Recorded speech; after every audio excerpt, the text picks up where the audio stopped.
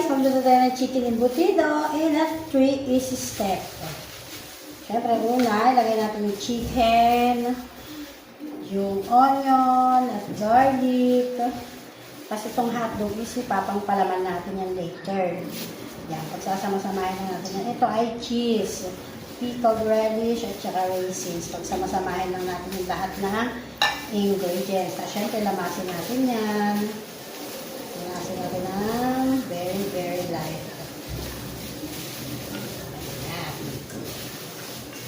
Tapos, ilagay natin yung breadcrumbs.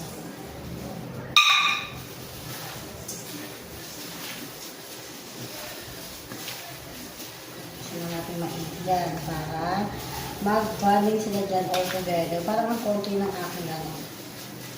Mag-add tayo ng magic syrup. 2 teaspoon lang.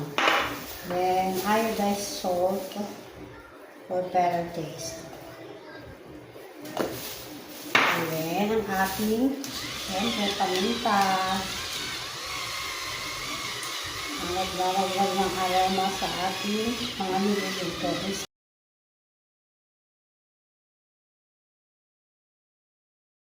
Masasasaan lang na natin siya guys ng 45 minutes to 1 hour. Yan. Salaman natin siya na. Steam natin siya para maluto.